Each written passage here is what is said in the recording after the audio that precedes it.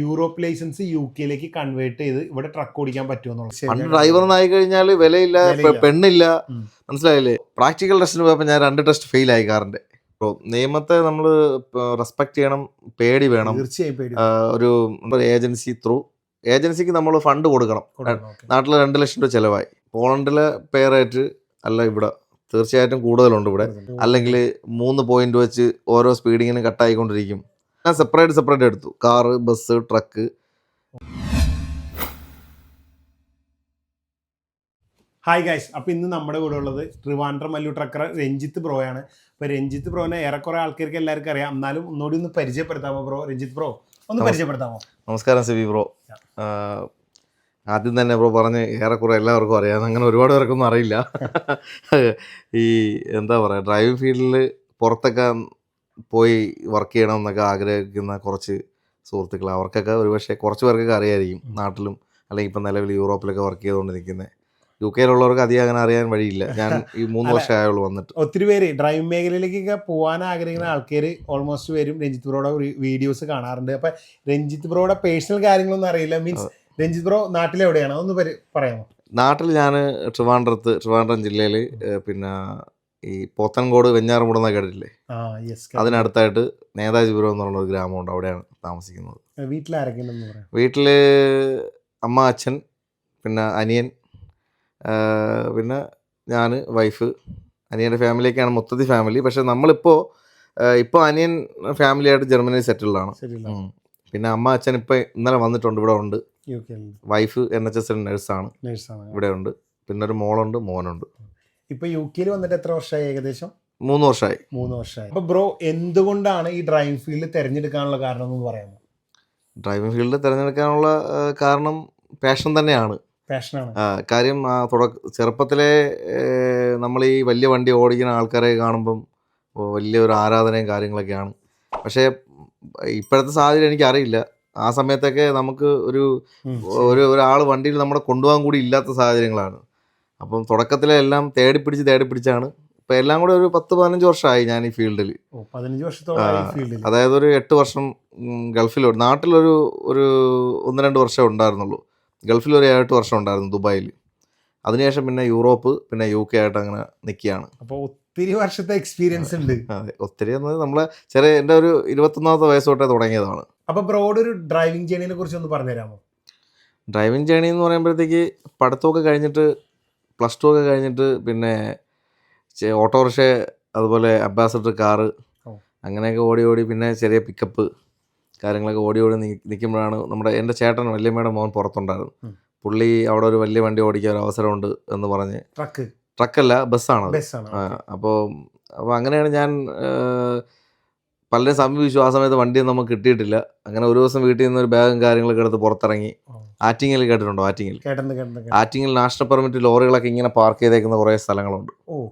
ആ സ്ഥലങ്ങളിൽ ഇങ്ങനെ നടന്ന് പലരും പോകാൻ റെഡിയായി നിൽക്കുകയായിരിക്കും, ചിലപ്പോൾ റെസ്റ്റ് ആയിരിക്കും. പലയിടത്തും ചോദിച്ചു, എനിക്ക് വലിയ വണ്ടി ഓടിക്കാൻ ഒന്ന് ഹെൽപ്പ് ചെയ്യുമോ, ലൈസൻസ് ഉണ്ടോ എന്നൊക്കെ പറഞ്ഞ്. പലരും അത് റിജക്റ്റ് ചെയ്തു. പക്ഷേ അതിലൊരു വാസുവേട്ടൻ എന്ന് പറഞ്ഞ പുള്ളി എന്നെ കൊണ്ടുപോയി. ഒരു 1-2 ട്രിപ്പ് കഴിഞ്ഞപ്പോൾ തന്നെ പുള്ളിക്ക് നമ്മുടെ ഡ്രൈവിങ് ആദ്യം എനിക്ക് ബുദ്ധിമുട്ടായിരുന്നു. ഇല്ല, ആദ്യം എന്തോ പറഞ്ഞു, നിനക്ക് വണ്ടി തരാം, പക്ഷേ ഫുഡും കാര്യങ്ങളൊന്നും നീ എല്ലാം ചിലവൊക്കെ നീ നോക്കിയോളൂ എന്ന് പറഞ്ഞു. ഓക്കെ എന്ന് പറഞ്ഞു. കുറച്ച് ഡ്രൈവ് ചെയ്തപ്പോൾ തന്നെ ഒരു 5-10 കിലോമീറ്റർ ഓടിയപ്പോൾ തന്നെ പുള്ളി നമ്മളെ കയ്യിലായി. അപ്പോൾ ഞാൻ ഇപ്പോഴും ശ്രദ്ധിക്കുന്നു, പുള്ളി സൈഡിൽ നിന്ന് ചെറുതായിട്ട് ഇങ്ങനെ മയങ്ങുന്നുണ്ട്. എന്ത് വിശ്വാസത്തിലാണ് മയങ്ങിയെന്ന് എനിക്കറിയില്ല. അങ്ങനെ അതൊക്കെ കഴിഞ്ഞു. പിന്നെ ആ ഒരു പുള്ളി അതിനുശേഷം എൻ്റെ അടുത്ത് ഇവിടുന്ന് ട്രിവാൻഡ്രത്ത് നിന്ന് ഒറ്റയ്ക്ക് വണ്ടി എടുത്തോണ്ട് വരുമോ എന്നൊക്കെ ചോദിച്ചു. ആളുടെ വണ്ടി. അത് എന്ത് വണ്ടിയായിരുന്നു അന്ന് ഓടിച്ചത്? അത് ടോറസ് ആണ്. അതായത് ഈ ടാറ്റയുടെയും പിന്നെ ലൈലൻഡിൻ്റെ ഒക്കെ ടോറസ്. അപ്പം അങ്ങനെയാണ് ഡ്രൈവിംഗ് ലൈഫ് നാട്ടിൽ തുടങ്ങി. ഒരു 1 ഇയർ ഞാൻ ഓടി. അതിനുശേഷം തൃശ്ശൂരുള്ളൊരു ടോറസ് ഓടി. ഈ ബിവറേജിൻ്റെ ബ്രാൻഡി വിസ്കിയെ കൊണ്ടുപോകുന്ന ഓട്ടോ ആയിരുന്നു. അതിനുശേഷം ഞാൻ ഗൾഫിലേക്ക് പോയി. ദുബൈയിലേക്ക് പോയി. എനിക്ക് എയർപോർട്ടിൽ പാസഞ്ചർ ബസ് സർവീസിൽ ജോലി കിട്ടി. അതെന്ന് വെച്ചാൽ വലിയൊരു മറ്റേ നിയോപ്ലാൻ്റെയൊക്കെ വല്ലം പോലെ ഇരിക്കുന്ന വലിയ ബസ്സായിരുന്നു. എയർപോർട്ടിനകത്താണ് ആദ്യം. അവിടെ നമുക്ക് ലൈസൻസ്, അവിടെ കമ്പനി അകത്തോടാൻ വേണ്ടിയുള്ള ലൈസൻസ് എടുക്കും ആദ്യം. അങ്ങനെ ഓടി. അതിനുശേഷം പിന്നെ ബസ് ഫീൽഡിൽ തന്നെ കുറേ വർഷങ്ങൾ അവിടെ വർക്ക് ചെയ്തു. പിന്നെ ഞാൻ അവിടെ ബസ്സിൻ്റെയും ട്രക്കിൻ്റെയും കാറിൻ്റെ ഒക്കെ ലൈസൻസ് എടുത്തു. ദുബായിലെ ഓൾമോസ്റ്റ് ഇതൊക്കെ എടുത്ത് ഈ ലൈസൻസ് അതെല്ലാം അവിടെ എടുത്തു. ഞാൻ പുറത്ത് ഓടാൻ പറ്റിയ എല്ലാ വണ്ടി ഓടിക്കാൻ പറ്റിയ എല്ലാ ലൈസൻസും എടുത്തു. എല്ലാം സെപ്പറേറ്റ് എടുത്തു. Car, bus, truck. വളരെ എക്സ്പെൻസീവ് ആണ് ദുബായിൽ. ശരി കേട്ടിട്ടുണ്ട്. എക്സ്പെൻസീവും നല്ല പാടുമാണ് എക്സ്പെൻസീവ് ആണ്.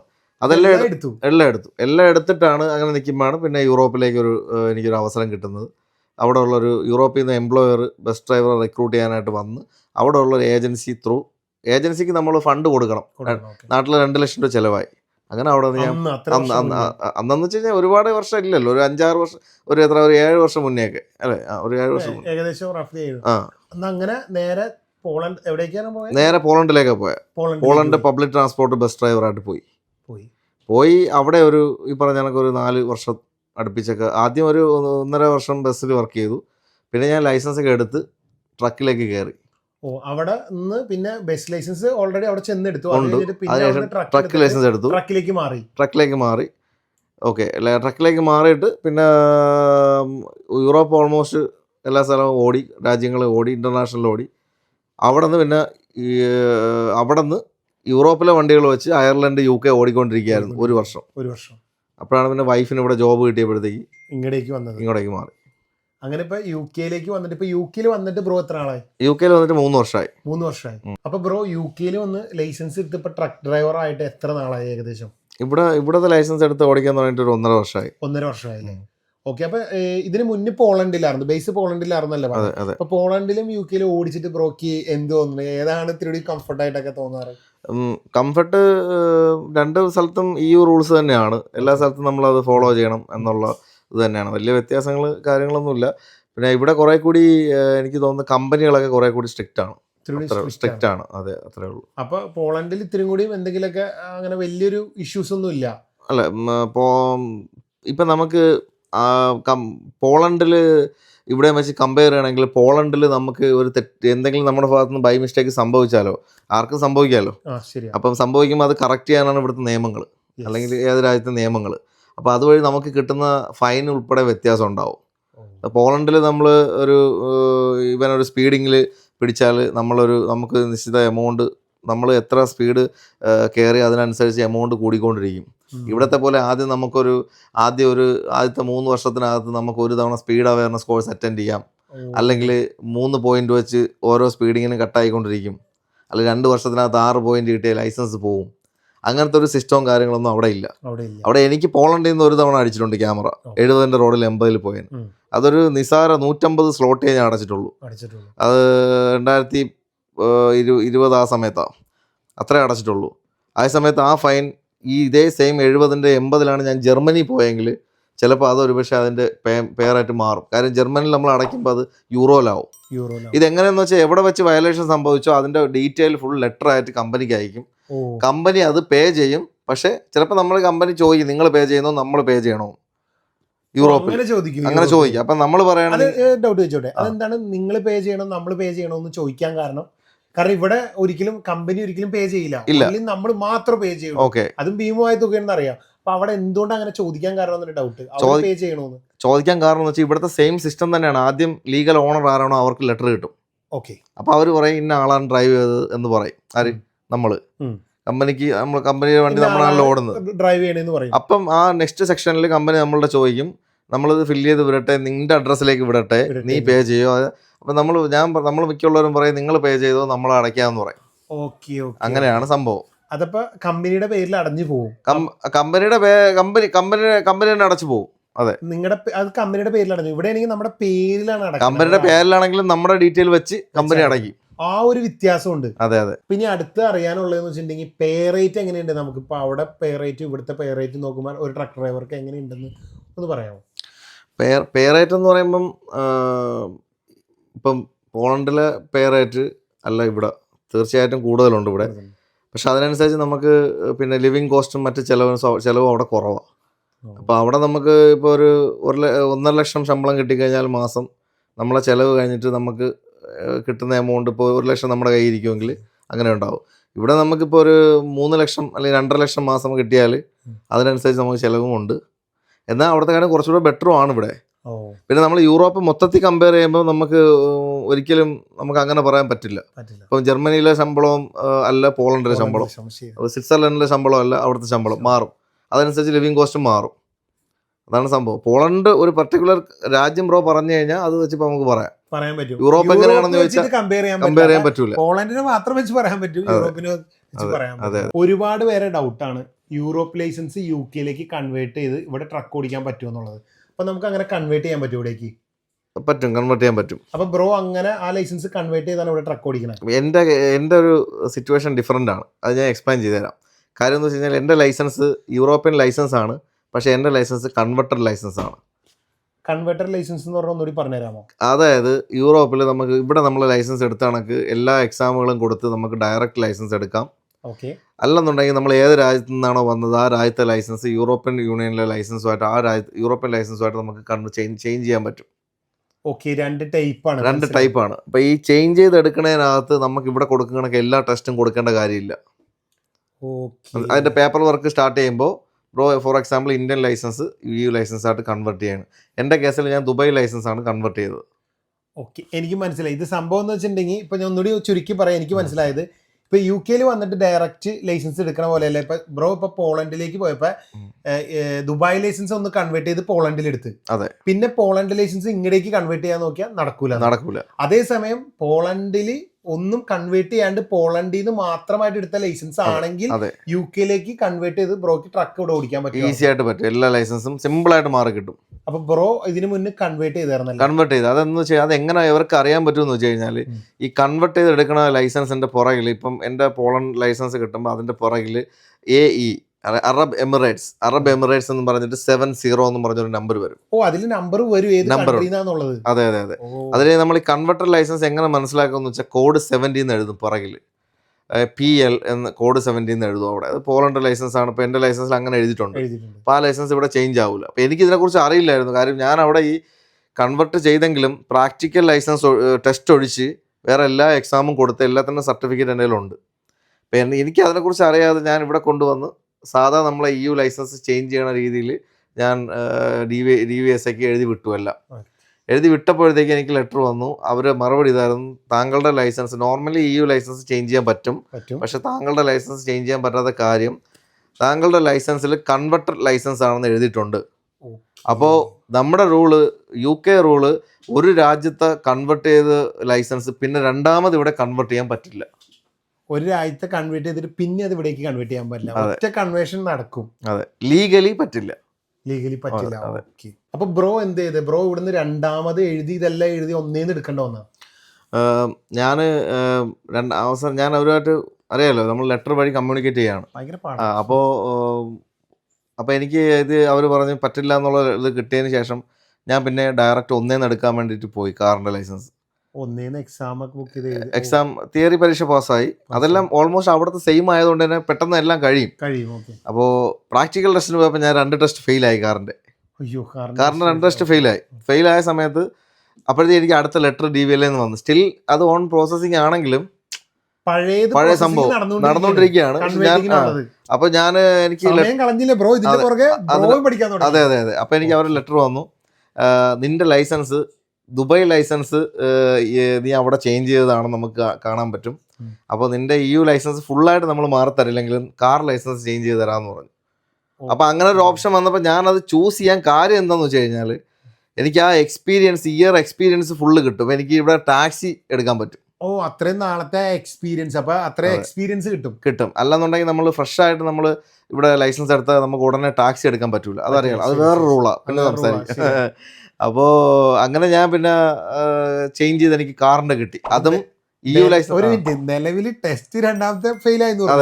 അത് പാസ്സായി ആ ലൈസൻസ് കിട്ടിയതിനായിട്ട് ഒരു വഴിക്ക് ആള് സമയം ഒട്ടും കളഞ്ഞില്ല. ആള് പുറകെ തന്നെ ഇതിന്റെ പിന്നാലെ ആയിരുന്നു. എന്നിട്ട് എന്തായിരുന്നു കൺവേർട്ട് ചെയ്യാൻ എന്നിട്ട് ലെറ്റർ വന്നു. എന്നിട്ട് എനിക്ക് അപ്പൊ ഞാനത് അക്സെപ്റ്റ് ചെയ്തു. കാര്യം എന്ന് വെച്ച് കഴിഞ്ഞാൽ അറിയാലോ, നമ്മൾ UK ആദ്യമായിട്ട് വരുമ്പോൾ പുതിയൊരു രാജ്യം മാറുമ്പോൾ ഉള്ള സ്ട്രഗ്ലിങ്ങും എല്ലാം ആയിട്ട് തീർച്ചയായും ഞാനത് അക്സെപ്റ്റ് ചെയ്ത് ഞാൻ അവിടെ നിന്ന് നമ്മുടെ ലൈസൻസ് മാറി കിട്ടി. എൻ്റെ EU ലൈസൻസ് ഫുള്ളായിട്ട് പോയി. ഉള്ളിലൊരു വിഷമം ഉണ്ടെങ്കിലും എനിക്കത് ഇവിടുത്തെ ലൈസൻസ് കിട്ടി. നമ്മൾ വർക്ക് കാര്യങ്ങളൊക്കെ സ്റ്റാർട്ടായി. അങ്ങനെ ഇരിക്കുമ്പോൾ ഞാൻ വീണ്ടും അടുത്ത ട്രക്ക് ലൈസൻസ് എടുക്കാൻ വേണ്ടി ഇറങ്ങി. പക്ഷേ ട്രക്ക് ലൈസൻസ് എടുക്കാൻ വേണ്ടി ഇറങ്ങിയപ്പോൾ എനിക്ക് എല്ലാ ടെസ്റ്റും ഫസ്റ്റ് തന്നെ കിട്ടി. എല്ലാം തിയറി ബാക്കി കാര്യങ്ങൾ ബ്രോയ്ക്ക് അറിയാമല്ലോ, എല്ലാം ആദ്യം തന്നെ കിട്ടി. അപ്പോൾ അങ്ങനെ അങ്ങനെ കിട്ടിയെങ്കിലും എൻ്റെ ലൈസൻസിൽ കാറിൻ്റെ അവിടെ ഇപ്പോഴും കൺവെർട്ടഡ് ആണെന്ന് UK എഴുതിയിട്ടുണ്ട്. UK ഇതേ സെയിം നമ്പർ ഉണ്ട്, 70, കോഡ് 70. ഈ നമ്മുടെ ലൈസൻസിന്റെ പുറകിൽ ഈ കോഡ്, ഓരോ കോഡ് നമ്പറുകളുണ്ട്. കോഡ് 70 എന്ന് വെച്ചാൽ കൺവെർട്ടഡ് ലൈസൻസ്, 71 എന്ന് വെച്ചാൽ നമ്മൾ കളഞ്ഞു പോയിട്ടൊക്കെ എടുക്കൂലേ ഡ്യൂപ്ലിക്കേറ്റ് ലൈസൻസ്, 71, 72, 73 അങ്ങനെ ഓരോ കോഡുകളുണ്ട്. അപ്പോൾ അങ്ങനെ എൻ്റെ ലൈസൻസ് ഇപ്പം UK ട്രെയിലർ ട്രക്ക് ലൈസൻസ് ഞാൻ ഡയറക്റ്റ് എടുത്ത ലൈസൻസും കാർ ലൈസൻസ് സെപ്പറേറ്റ് അങ്ങനെയാണ് ബ്രോ ട്രക്ക് ലൈസൻസ് ഡയറക്റ്റ്. അതെ അതെ. അപ്പൊ ബ്രോ ഒത്തിരി സ്ട്രഗിൾ ചെയ്തിട്ടാണ് ഈ ഫീൽഡിലേക്ക് വന്നതെന്ന് മനസ്സിലായി. കാരണം ലൈസൻസ് അവിടെ നിന്ന് പോകുന്നതിന്റെ പുറകെ എത്രയൊക്കെ മുന്നേ തന്നെ ഇവിടെ ലൈസൻസ് 2-3 ടെസ്റ്റ് എടുത്ത ഒരാളാണ്. അപ്പൊ അത്ര അധികം ഇഷ്ടപ്പെടുന്നതെന്ന് എനിക്ക് മനസ്സിലായി. അപ്പൊ UK ട്രക്ക് ലൈഫും പോളണ്ടിലെയും തമ്മിൽ, യൂറോപ്യൻ ട്രക്ക് ലൈഫും ഇവിടുത്തെ തമ്മിൽ ബ്രോക്ക് എന്ത് തോന്നണം? ഇപ്പോൾ ട്രക്ക് ലൈഫ് എന്ന് പറയുമ്പോൾ അവിടുത്തെ യൂറോപ്പിലെ ട്രക്ക് ലൈഫ് നമ്മൾ വണ്ടിക്കുള്ളിലാണ് നമ്മൾ സ്റ്റേ ചെയ്യുന്നതും കാര്യങ്ങളും, വണ്ടിയാണ് നമ്മളെ വീട് അങ്ങനെ. അപ്പം നമുക്ക് ഇപ്പം അത് എല്ലാവർക്കും കൊണ്ടും പറ്റുമെന്ന് എനിക്ക് തോന്നുന്നില്ല. അതായത് ഫോർ എക്സാമ്പിൾ പറയുകയാണെങ്കിൽ ഓരോ മനുഷ്യരും ഓരോ രീതിയാണല്ലോ. അപ്പോൾ എനിക്ക് നമ്മളെപ്പോലുള്ള നാട്ടിൽ നിന്ന് ഈ വണ്ടി ഫീൽഡും കാര്യങ്ങളും സാധാരണക്കാരായിട്ട് വന്നവർക്ക് നമുക്ക് ഏത് സിറ്റുവേഷനും നമുക്ക് മാനേജ് ചെയ്ത് പോകാൻ പറ്റും. അടിപൊളിയൊക്കെയാണ്, വേറെ കുഴപ്പമൊന്നുമില്ല. പക്ഷെ ചിലപ്പോൾ നമുക്ക് ഈ ടോയ്ലറ്റ് ഫെസിലിറ്റീസും കാര്യങ്ങളും, ചിലർക്ക് വെൽ നീറ്റ് ആൻഡ് ക്ലീൻ ആയിട്ടുള്ള ഒരു സാഹചര്യം വേണമെന്നൊക്കെ, നമ്മൾ പബ്ലിക് ടോയ്ലറ്റ് ഒക്കെ അല്ലേ യൂസ് ചെയ്യുന്നത്. എനിക്ക് ഓക്കെയാണ്, ഞാൻ ഹാപ്പിയാണ്. ചിലർക്ക് അതൊന്നും ചിലപ്പം പറ്റില്ല. ചിലപ്പോൾ നമുക്ക് കുളിക്കുന്നതായിരുന്നാലും ചില സ്ഥലത്തൊക്കെ പേ ചെയ്ത് കുളിക്കേണ്ടി വരും. എല്ലാ സ്ഥലത്തും കുളിക്കാൻ സൗകര്യം ഉണ്ടായെന്ന് വരില്ല. എന്ന് വെച്ച് അങ്ങനെ പറ്റില്ല എന്നല്ല, നമുക്ക് കുളിക്കാനൊക്കെ സൗകര്യങ്ങളും സിറ്റുവേഷനൊക്കെ നമ്മൾ അതൊക്കെ കിട്ടും, നമ്മളത് ചെയ്യണം. എന്നാലും നമ്മൾ ഒരു ദിവസം ഡെയിലി വീട്ടിൽ വന്ന് കുളിച്ചു പോകുന്ന ആ ഒരു സിറ്റുവേഷൻ അതില്ല. അങ്ങനെയൊക്കെയാണ്. എങ്കിലും ആ വണ്ടി, നമ്മളെ വീട്, ലൈഫ് അടിപൊളിയൊക്കെ ആയിട്ട് എനിക്ക് ഇഷ്ടമായിരുന്നു. ഞാൻ ഫാമിലി വിട്ട് കുറെ ആൾ മാറി നിന്നപ്പോൾ അതുമായിട്ട് അങ്ങ് ഒരു അറ്റാച്ച് ചെയ്ത് അങ്ങ് പൊക്കോണ്ടിരുന്നതാ ആ കിട്ടുന്ന കാര്യങ്ങളൊക്കെ ആയിട്ട്. പക്ഷെ ഇവിടെ വന്നിട്ട് ഫാമിലി ആയിട്ട് താമസിക്കാൻ തുടങ്ങിയ സമയത്ത്, ഇപ്പൊ ഫാമിലി ആയിട്ട് താമസിച്ച് തുടങ്ങിയ സമയത്ത് ഇപ്പൊ ഫാമിലി ഇല്ലാതെ മാറി നിൽക്കാനും പറ്റുന്നില്ല. ഫ്രീഡം എങ്ങനെയുണ്ടായിരുന്നു അവിടുത്തെ ഇവിടുത്തെ തമ്മിലുള്ള ഫ്രീഡത്തിന്റെ വ്യത്യാസം? ഫ്രീഡം ബ്രോ, നമ്മൾ ഏത് രാജ്യത്തെ റൂൾസും നമ്മൾ ഫോളോ ചെയ്ത് വണ്ടി ഓടിച്ച എല്ലായിടത്തും ഫ്രീഡം. ഓക്കെ, എവിടെ നമ്മൾ ആ റൂൾസ് തെറ്റിക്കുമ്പോഴേ ആ ഫ്രീഡം നമുക്ക് ഒരു ഗ്യാപ്പ് വരുള്ളൂ. ഓക്കെ, അപ്പം അങ്ങനെയാണ് അവിടെ ഇവിടെയും എനിക്ക് നല്ലതാണ്. ഇനിയിപ്പോൾ എനിക്ക് പഴയതുപോലെ ഓടാൻ പറ്റുമെന്ന് വെച്ച് കഴിഞ്ഞാൽ ഇവരെ വിട്ട് മാറി നിൽക്കുമ്പോൾ ഒരു വിഷമമാണ്. വേറെ കൺട്രിയിലേക്ക് ഇപ്പൊ UK full all over UK ഓടുന്നുണ്ട്. അപ്പൊ വൈകിട്ട് രാവിലെ പോയിട്ട് വൈകിട്ട് വരുന്ന ട്രിപ്പാണ്. അതിനനുസരിച്ച് നമ്മൾ ലീഗൽ അവേഴ്സിനകത്ത് തീരുന്ന ട്രിപ്പുകളാണ് എടുക്കണം. അത്രേ ഉള്ളൂ. ഇപ്പൊ നിലവിൽ ലോങ് എടുക്കണില്ല. ഇടയ്ക്ക് ലോങ് ഉണ്ടെങ്കിൽ നമ്മൾ നൈറ്റ് ഔട്ടൊക്കെ എടുക്കേണ്ടി വരണമെങ്കിൽ അതനുസരിച്ച് കമ്പനി ഡീൽ ചെയ്യും നമ്മളെ. ഇനി ഒരു ഡ്രൈവറുടെ നമ്മളെ തീരുമാനമാണ്. നമ്മൾ പറയുകയാണ് എനിക്ക് ചൈൽഡ് കെയർ ഉണ്ട്, ഫാമിലി ഉണ്ട്, എനിക്ക് നൈറ്റ് ഔട്ട് പറ്റില്ല, വീട്ടിൽ പോകണമെന്ന് പറഞ്ഞാൽ അവർ നമ്മളെ കമ്പൽ ചെയ്യില്ല. ഇപ്പൊ ബ്രോക്ക് ഒത്തിരി എക്സ്പീരിയൻസ് ഉണ്ട്, ഒത്തിരി കൺട്രികളിൽ പോയിട്ടുള്ള എക്സ്പീരിയൻസ് ഉണ്ട്. യൂറോപ്പിൽ മൊത്തം ഏകദേശം ഓടിയേക്കണ ആളാണ്. ഇപ്പൊ UK എക്സ്പീരിയൻസ് ഉണ്ട്. ഇപ്പൊ ബ്രോ ഈ അടുത്ത് നാട്ടിലും പോയാലേ, നാട്ടിലെ ഡെവലപ്മെന്റിനെ കുറിച്ച് എന്താണ് ഇപ്പൊ പറയാനുള്ളത് ബ്രോക്ക്? നാട്ടിലിപ്പം എന്താ വലിയ വലിയ റോഡുകളൊക്കെ വരുന്നു, മോട്ടോർ വേവത്തെ പോലുള്ള വലിയ വലിയ ഹൈവേകൾ റോഡുകളൊക്കെ വരുന്നു. ആൾക്കാർക്ക് ട്രാവൽ ചെയ്യാൻ വേണ്ടിയിട്ടുള്ള സമയപരിധിയൊക്കെ ഇപ്പം നമ്മളെ വീട്ടിൽ തന്നെ, ഞാൻ ട്രിവാൻഡ്രത്താണെങ്കിലും മുന്നേയൊക്കെ എയർപോർട്ടിൽ പോകാനായിട്ട് ഒരു 50 മണിക്കൂറൊക്കെ വേണമായിരുന്നു. പക്ഷെ ഇപ്പം നമുക്കൊരു 30 മിനിറ്റ് 25 മിനിറ്റിലൊക്കെ പോകാൻ പറ്റുന്നുണ്ട്, ബൈപ്പാസും കാര്യങ്ങളൊക്കെ വരുമ്പോഴേ. അപ്പം അതൊക്കെ കാര്യങ്ങൾ ഡെവലപ്പായി വരുന്നുണ്ട്. പക്ഷേ ചില കാര്യങ്ങളിൽ ഞാൻ ഒരിക്കലും നമ്മളെ രാജ്യത്ത് നമ്മളെ താഴ്ത്തി കെട്ടി പറയണമല്ല. ഇതൊക്കെ കാണുമ്പോൾ അങ്ങനെ ഒരു അവിടെ ഈ പുറത്ത് കാണുന്ന ഈ സംഭവങ്ങളും കൂടെ അവിടെ ഉണ്ടായിരുന്നെങ്കിൽ കുറച്ചും കൂടിയൊക്കെ പബ്ലിക് സേഫ് ആയതെന്നൊരു സംഭവം എനിക്ക് തോന്നിയിട്ടുണ്ട്. ആക്സിഡന്റ് കുറയ്ക്കാം. ഫോർ എക്സാമ്പിൾ പറയണമെന്നുണ്ടെങ്കിൽ നമ്മളെ നാട്ടിലിപ്പം ബഹുമാനപ്പെട്ട നമ്മുടെ ഗണേഷ് കുമാർ മന്ത്രി വന്ന ശേഷം KSRTC കുറെ മാറി വരുന്നുണ്ട്. എന്നിരുന്നാലും നമുക്ക് നമ്മുടെ ഏറ്റവും കൂടുതൽ സാധാരണക്കാർ സമീപിക്കുന്ന ഒരു വാഹനമാണ് KSRTC അല്ലെങ്കിൽ പ്രൈവറ്റ് ബസ്സുകൾ അല്ലേ. കാര്യം എല്ലാവർക്കും ഇപ്പോഴത്തെ ഇന്ധന വിലയും അല്ലെങ്കിൽ എല്ലാവർക്കും വണ്ടി മേടിക്കാനോ സാഹചര്യങ്ങളും ഇല്ലാത്തൊരു സാഹചര്യങ്ങളാണ്. അതായത് സാധാരണക്കാർ പട്ടിണിക്കാരങ്ങളോട്ട് എന്താ പറയുക, സാധാരണക്കാരും സാമ്പത്തികമുള്ള ആൾക്കാരും നമ്മുടെ നാട്ടിലുള്ള ഒരു ഇതാണ്. അപ്പം എനിക്ക് പറയാനുള്ളതെന്ന് വെച്ച് കഴിഞ്ഞാൽ ഈ റോഡുകളും കാര്യങ്ങളൊക്കെ വരുമ്പോഴത്തേക്ക് പുറത്തൊക്കെ നമ്മൾ കാണുന്ന പോലെ ഈ ഒരു ബസ് ലൈൻ, അങ്ങനെ ഒരു സെപ്പറേറ്റ് ബസ് ലൈൻസ് ഒക്കെ ഉണ്ടെന്നുണ്ടെങ്കിൽ ഈ പാർക്കിംഗ് വേ, ബസ് ലൈൻസ്, അതുപോലെ സൈക്കിൾ പാത്ത്, ഫുട് പാത്ത്, ഇതൊക്കെ സെപ്പറേറ്റ് ചെയ്ത് സേഫ് ആയിട്ട് ഉണ്ടാക്കാനുള്ള ഒരുപാട് സ്ഥലം കണ്ടെത്തുന്നുണ്ട് കോടികൾ കൊടുത്തിട്ട്. ഓക്കെ, റോഡുകൾക്ക് വേണ്ടിയിട്ട്. അപ്പോൾ അതൊക്കെ കണ്ടെത്തുന്നുണ്ടെന്നുണ്ടെങ്കിൽ ഈ നടന്നു പോകുന്ന ആൾ സേഫായിട്ട് പോകും, സൈക്കിളിൽ പോകുന്നവർ സൈക്കിളിൽ പോകും. അതുപോലെ എന്താ പറയുക ഈ ബസ് ലൈനുകളിൽ കറക്റ്റായിട്ട് ബസ് ഓൺ ടൈമിനെത്തും. അപ്പോഴത്തേക്ക് കുറേ മറ്റ് വാഹനങ്ങൾ ബസ് ഇപ്പം മെട്രോ വന്നപ്പോൾ നമുക്ക് ഒരുപാട് പേര് വാഹനങ്ങൾ അൺനെസസറി ആയിട്ട് ഉപയോഗിക്കുന്നത് നിർത്തി.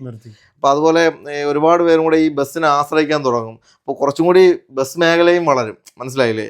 അപ്പോൾ ഇപ്പോൾ പെഡസ്ട്രിയൻ തന്നെ നമ്മളെ നാട്ടിൽ ഒരാൾ പെഡസ്ട്രിയനിൽ നിൽക്കുന്ന പുറത്ത് വിദേശത്ത് ഓടിക്കുന്ന ആൾ അത് കാണുമ്പോഴത്തേക്ക് ഞാനായാലും ചിലപ്പോൾ നമ്മൾ ചവിട്ടി പോകും. പക്ഷെ സെൻട്രൽ ക്ലാസ് നോക്കി ഡ്രൈവ് ചെയ്യുന്ന ഒരാളായതുകൊണ്ട് ഞാൻ ചിലപ്പോൾ ചവിട്ടാറില്ല പുറകെ വരുന്നെങ്കിൽ. അത് വലിയ ആക്സിഡന്റ് ഉണ്ടാവും. പെഡസ്ട്രിയൻ ക്രോസിംഗിൽ ഒരാൾ വെയിറ്റ് ചെയ്ത് നിൽക്കുമ്പോൾ അത് അവരുടെ അവകാശമാണ്. മനസ്സിലായില്ലേ? അത് അവരുടെ ഒരു അവകാശം, അത് അവർക്ക് കൊടുത്തേ പറ്റുള്ളൂ. അവർ കാത്തുകെട്ടി കിടക്കുകയാണ്. അവസാനം ഓടുമ്പോൾ വല്ല വണ്ടി വന്ന് അടിക്കുകയാണ്. പിന്നെ എന്തിനാണ് പെഡസ്ട്രിയൻ ക്രോസ് ചെയ്യുന്നത്? അപ്പോൾ അത്തരത്തിലുള്ള കുറച്ചുകൂടെ നിയമങ്ങൾ ഒന്നുകൂടെ കടുപ്പിക്കണം. അത്രേ ഉള്ളൂ. ആക്സിഡന്റുകൾ കുറയ്ക്കും. അതെ അതെ. അല്ലാതെ എല്ലാം അടിപൊളിയാണ്. നമ്മുടെ നാട് ഡെവലപ്പായി വരുന്നുണ്ട്. ഒരിക്കലും ഗവൺമെന്റിനെയോ കൺട്രിയോ ഒന്നും ഞാൻ താഴ്ത്തി കെട്ടുന്നതല്ല. നമുക്ക് പ്രൗഡാണ്. ആസ് ആൻ ഇന്ത്യൻ പ്രൗഡാണ് നമുക്ക്. അപ്പോൾ അങ്ങനെയുള്ള ഈ റോഡുകളും കാര്യങ്ങളൊക്കെ വരുമ്പോൾ ഇത്തരത്തിലുള്ള പബ്ലിക്കിന്റെ സേഫ്റ്റിയിൽ കുറച്ചും കൂടി ഒരു ഇപ്പം തന്നെ നമ്മളെ ഇവിടെയൊക്കെ നമുക്ക് അങ്ങനെ ഈ ഉറങ്ങി വണ്ടി ഇടിച്ചു എന്ന് പറയുന്നത് വളരെ കുറവാണ്. കാര്യം എന്ന് വെച്ചാൽ എന്താണ്, അതിനിവിടെ ഡ്രൈവിംഗ് കാർഡ് ഉണ്ട്, ലീഗൽ അവേഴ്സ് ഉണ്ട്, ഓടിക്കാനായിട്ട് പ്രോപ്പർ റെസ്റ്റ് ഉണ്ട്. കൃത്യമായ റെസ്റ്റ് എടുത്തില്ല ഭീമമായി ഫൈൻ കിട്ടുന്നുള്ള പേടികൊണ്ട് ആരും റെസ്റ്റ് എടുക്കാണ്ടിരിക്കില്ല, കമ്പനികൾ സമ്മതിക്കില്ല. അതെ. അപ്പൊ അങ്ങനെയുള്ള സംഭവങ്ങളൊക്കെ നാട്ടിൽ വന്നാൽ അടിപൊളിയായിരിക്കും.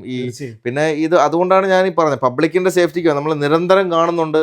ഇപ്പൊ ഈ CCTV ഉള്ളതുകൊണ്ട് അതൊരു ഫുൾ കണ്ടന്റ് ആണ് ന്യൂസ് ചാനലുകൾക്കും എല്ലാവർക്കും. ഇത് പറയുമ്പോൾ എനിക്ക് ഒരു കാര്യം കൂടി ഇതിനകത്ത് പറയാനുണ്ട്. കാരണം നമ്മുടെ നാട്ടിലെ ഇങ്ങനെ ശ്രദ്ധയില്ലായ്മ കൊണ്ട് ഉണ്ടാവുന്ന കുറെ ആക്സിഡന്റുകൾ നമ്മൾ വീഡിയോസ് ആയിട്ട് കാണും പലപ്പോഴും. അപ്പൊ നമ്മളതൊക്കെ ലൈക്ക് ചെയ്ത് വിടും. ലൈക്ക് ചെയ്ത് വിടുന്നത് മില്യൺ വ്യൂയിലേക്ക് പോകുമ്പോൾ ഇത് പലപ്പോഴും ഇവിടെ ഉള്ള ആൾക്കാരിൽ എത്താറുണ്ട്. എന്നെ പലരും കാണിച്ചിട്ടുണ്ട് ഇത് നിങ്ങളുടെ അവിടെ ഉണ്ടായ ആക്സിഡന്റ് അല്ലേ. അപ്പൊ നമ്മൾക്കും കണ്ട് നമ്മളും തലയാത്തി നിൽക്കാറുണ്ട്. നമ്മൾ പലതും പറയുന്നത് ഇതുകൊണ്ടാന്നൊക്കെ നമ്മൾ പറയാറുണ്ടെങ്കിലും അത് ശ്രദ്ധക്കുറവിന്റെ ആ വീഡിയോയിലൂടെ അറിയാൻ പറ്റുന്നുണ്ട്. അപ്പൊ നമ്മൾ ഒത്തിരി കൂടി ശ്രദ്ധിക്കണം എന്ന് എനിക്ക് അതെന്ന് വെച്ച് കഴിഞ്ഞാൽ ബ്രോ, നിയമത്തെ നമ്മൾ റെസ്പെക്ട് ചെയ്യണം, പേടി വേണം. തീർച്ചയായും ഒരു എന്താ പറയാ അങ്ങനത്തെ ഒരു സിറ്റുവേഷൻ ഇവിടെ നമുക്ക് അറിയാം. നിയമത്തെ നല്ല പേടിയുള്ളതുകൊണ്ട് ഒരു അലമ്പിനും നിൽക്കാറില്ല ആരും. അതെ. ഈ ശ്രദ്ധക്കുറവ് വരാൻ കാരണം നിയമത്തിന് ആരും അത്ര സിമ്പിളായി കാണുന്നതുകൊണ്ടാണ്. തീർച്ചയായും നിയമം കടുപ്പിക്കണം. ശ്രദ്ധ ഓട്ടോമാറ്റിക്കലി വരും. അതായത് സംസാരവും കാര്യങ്ങളും അത് എന്താ പറയാ ഡിസിഷൻ മാറാണ്ട് ലൈസൻസ് പോവുമെങ്കിൽ ലൈസൻസ് പോവും, ജയിലിലാവുമെങ്കിൽ ജയിലിലാവും. അത്തരത്തിലൊരു സിറ്റുവേഷൻ വന്നാൽ എല്ലാം ശരിയാവും. അപ്പൊ രഞ്ജിത്ത് ബ്രോക്ക് പുതിയതായിട്ട് ഈ ഡ്രൈവിംഗ് ഫീൽഡിലേക്ക് വന്ന ആളുകളോട് എന്താണ് പറയാനുള്ളത്?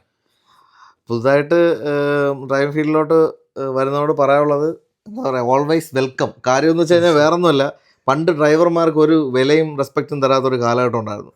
അതിൽ നിന്നൊക്കെ മാറി ഇപ്പോൾ നമ്മളൊരു വലിയ ഒരു കോഴ്സൊക്കെ ചെയ്യുമ്പോൾ നാട്ടിലൊക്കെ ഡ്രൈവിംഗ് കോഴ്സ് വരെ പഠിപ്പിച്ച് ജോലി എടുത്ത് കൊടുക്കുന്ന സംഭവങ്ങളൊക്കെ വന്നിട്ടുണ്ട്. പണ്ട് ഡ്രൈവറിനായി കഴിഞ്ഞാൽ വിലയില്ല, പെണ്ണില്ല. മനസ്സിലായില്ലേ? അപ്പോൾ അങ്ങനെയൊക്കെയാണ്. ഇപ്പോൾ അതൊക്കെ മാറിയിട്ടുണ്ട്. പിന്നെ അതുപോലെ അത്യാവശ്യം നല്ല രീതിയിൽ പേയ്മെന്റ് ഒക്കെ കിട്ടുന്ന ഒരു ജോലിയാണ്. മനസ്സിലായില്ലേ? അപ്പോൾ പിന്നെ ഇവിടെ സംബന്ധിച്ചിടത്തോളം എന്ത് ജോലിക്കും റെസ്പെക്റ്റ് ഉണ്ട്. തീർച്ചയായും. ഓക്കെ. അപ്പോൾ എന്നിരുന്നാൽ കൂടി നല്ലതാണ്. അപ്പോൾ എല്ലാവരും വരിക, എല്ലാവരും കറക്റ്റായിട്ട് ഏത് രാജ്യത്ത് നിങ്ങൾ വണ്ടി ഓടിച്ചാലും ആ രാജ്യത്തെ നിയമങ്ങൾ ഫോളോ ചെയ്യുക. പിന്നെ നിയമങ്ങൾ തെറ്റിച്ചു കഴിഞ്ഞാൽ നമ്മൾ ഒരുപക്ഷെ നമുക്കും അതുപോലെ തന്നെ മറ്റ് റോഡിലൂടെ പോകുന്ന അതർ റോഡ് യൂസേഴ്സിൻ്റെയും ജീവൻ അതൊരു ഭീഷണിയാണ്. നമ്മുടെ രാജ്യത്തിൻ്റെ ആ ഒരു ഗുഡ് വില്ല് പോവും. അപ്പോൾ അതുകൊണ്ട് തന്നെ പുതിയ ഡ്രൈവേഴ്സ് നിയമങ്ങൾ ഫോളോ ചെയ്തും കൊണ്ട് നിങ്ങൾ എന്താ പറയുക കടന്നു വരിക എല്ലാവരും. അപ്പോൾ എനിക്ക് പറയാനുള്ളതെന്ന് വെച്ച് കഴിഞ്ഞാൽ പിന്നെ ഈ ഞാൻ പറഞ്ഞത് എൻ്റെ ഈ ചുരുങ്ങിയ കാലയളവിൽ നിന്നുള്ള എൻ്റെ ഒരു എക്സ്പീരിയൻസ് ആണ്, എൻ്റെ വ്യക്തിപരമായിട്ടുള്ള കാര്യങ്ങളാണ്. പിന്നെ ഈ ഒരു ഡ്രൈവിംഗ് ഫീൽഡിനകത്ത് എന്താ പറയുക പഴയ ആൾക്കാരെന്നോ പുതിയ ആൾക്കാരെന്നോ ഒന്നുമില്ല. എല്ലാവരും അവർക്ക് അവരുടേതായിട്ടുള്ള എക്സ്പീരിയൻസ് ഉണ്ട്. ഓക്കെ. അപ്പോൾ ഈ ഒരു ഫീൽഡിൽ എനിക്ക് മനസ്സിലായത് every day we are learning something new. അങ്ങനെയാണ്. ഇപ്പോഴും ഞാൻ പുതിയ കാര്യങ്ങൾ പഠിച്ചുകൊണ്ടിരിക്കുകയാണ്. ഓക്കെ. അപ്പോൾ എല്ലാവരും ഈ ഫീൽഡിലേക്ക് വരുന്നവർ ശ്രദ്ധിച്ച് നിയമപരമായിട്ടുള്ള കാര്യങ്ങളൊക്കെ അത് ഫോളോ ചെയ്ത് ഡ്രൈവ് ചെയ്യുക. എല്ലാവർക്കും always welcome. Drive safely. Take care. അപ്പം നമുക്ക് വേണ്ടി ഇത്ര നേരം യൂറോപ്പിലെ UK എക്സ്പീരിയൻസ് എക്സ്പ്ലെയിൻ ചെയ്തു തന്ന രഞ്ജിത്ത് ബ്രോയ്ക്ക് താങ്ക്സ്. Thank you bro.